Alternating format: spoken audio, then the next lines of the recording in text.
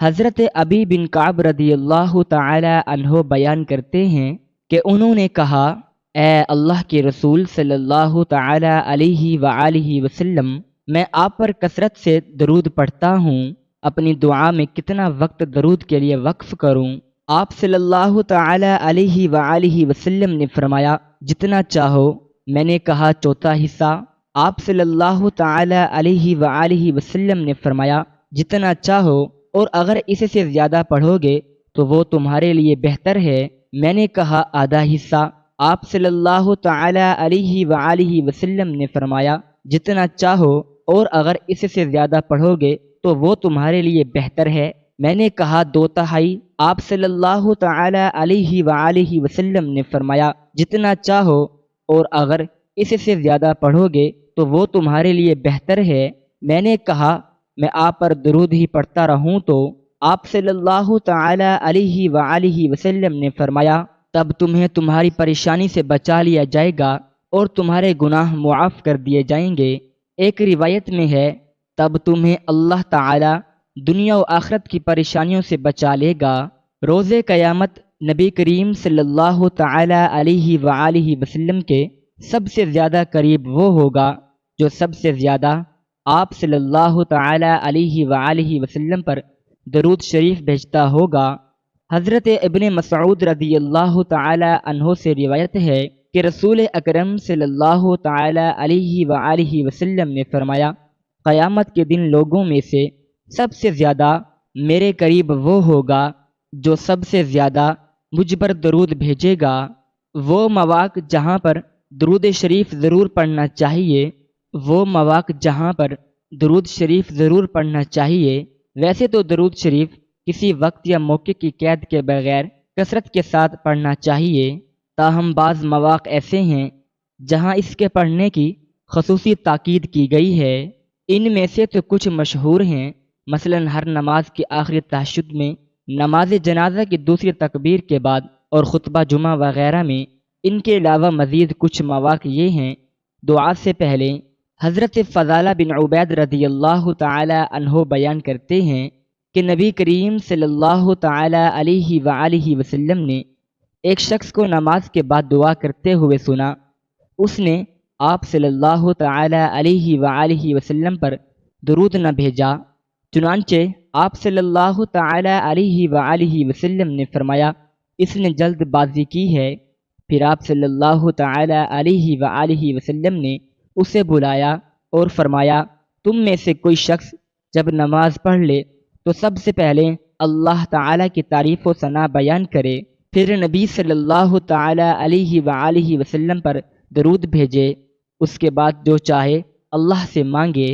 اور حضرت عمر بن خطاب رضی اللہ تعالی عنہ فرماتے ہیں، بے شک دعا آسمان اور زمین کے درمیان رکی رہتی ہے اور کوئی دعا اوپر نہیں جاتی یہاں تک کہ آپ نبی صلی اللہ تعالی علیہ وآلہ وسلم پر درود بھیجیں، یعنی آپ درود نہیں بھیجیں گے تو آپ کی دعا اوپر نہیں جائے گی۔ جب نبی کریم صلی اللہ تعالی علیہ وآلہ وسلم کا ذکر کیا جائے تو ذکر کرنے اور سننے والے دونوں کو آپ صلی اللہ تعالی علیہ وآلہ وسلم پر درود بھیجنا چاہیے۔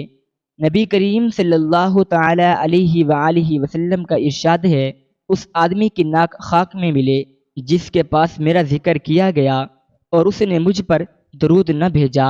نیز ارشاد فرمایا، بخیل ہے وہ جس کے پاس میرا ذکر کیا جائے اور وہ مجھ پر درود نہ بھیجے۔ اذان کے بعد بھی ضرور پڑھیں۔ ارشاد نبی صلی اللہ تعالی علیہ وآلہ وسلم ہے، جب تم مؤذن کو سنو تو تم بھی اسی طرح کہو جیسے وہ کہے، پھر مجھ پر درود بھیجو، کیونکہ جو شخص مجھ پر ایک مرتبہ درود بھیجتا ہے اللہ تعالیٰ اس پر 10 مرتبہ رحمتیں بھیجتا ہے یا 10 مرتبہ اس کی تعریف کرتا ہے۔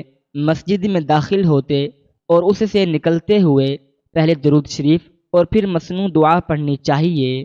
جمعہ کے روز حضرت اوس رضی اللہ تعالی عنہ سے روایت ہے کہ رسول اللہ صلی اللہ تعالی علیہ وآلہ وسلم نے جمعہ کی بعض خصوصیات ذکر کرنے کے بعد ارشاد فرمایا، لہذا تم اس دن مجھ پر زیادہ درود بھیجا کرو کیونکہ تمہارا درود مجھ پر پیش کیا جاتا ہے۔ صحابہ کرام رضی اللہ تعالی عنہم نے کہا، اے اللہ کے رسول صلی اللہ تعالی علیہ وآلہ وسلم، ہمارا درود آپ پر کیسے پیش کیا جائے گا جب کہ قبر میں آپ کا جست عطر تو بوسیدہ ہو جائے گا؟ رسول اللہ صلی اللہ تعالی علیہ وآلہ وسلم نے جواب دیا، بے شک اللہ تعالی نے زمین پر یہ بات حرام کر دی ہے کہ وہ انبیاء کے جسموں کو کھائے۔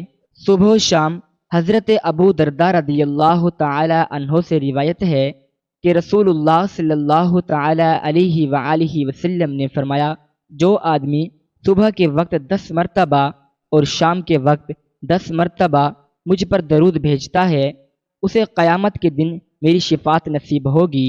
علامہ ابن قیم رحمۃ اللہ علیہ نے درود شریف پڑھنے کی 39 فوائد ذکر کیے ہیں۔ ان میں سے چند اہم فوائد یہ ہیں: درود شریف پڑھنے سے اللہ تعالیٰ کے حکم پر عمل ہوتا ہے۔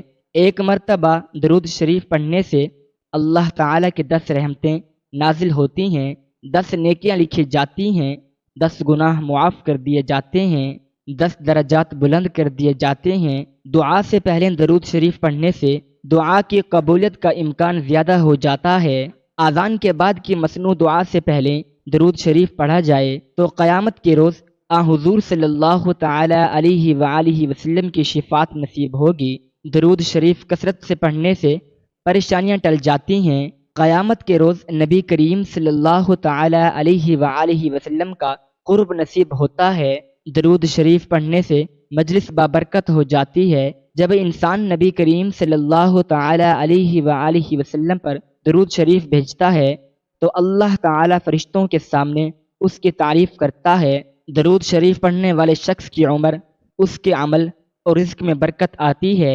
درود شریف کے ذریعے نبی کریم صلی اللہ تعالی علیہ وآلہ وسلم سے اپنی محبت کا اظہار ہوتا ہے۔ درود شریف پڑھنے سے دل کو تر و تازگی اور زندگی ملتی ہے۔